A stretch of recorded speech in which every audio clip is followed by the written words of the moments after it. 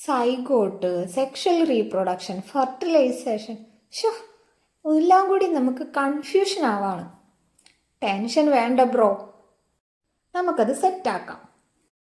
Sexual റീപ്രൊഡക്ഷനിൽ male and female reproductive organs ഉണ്ട്. Male reproductive organ male ഗാമേറ്റിനെ release ചെയ്യും.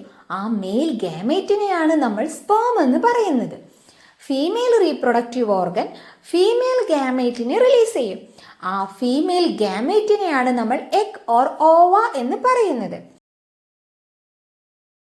ഇവ തമ്മിൽ ഫ്യൂഷൻ ചെയ്ത് ഉണ്ടാകുന്നതാണ് സൈഗോട്ട്. ആ ഒരു സിംഗിൾ സെല്ലാണ് എന്ത്? സൈഗോട്ട്. ഈ ഒരു ഫ്യൂഷനെയാണ് നമ്മൾ ഫെർട്ടിലൈസേഷൻ എന്ന് പറയുന്നത്.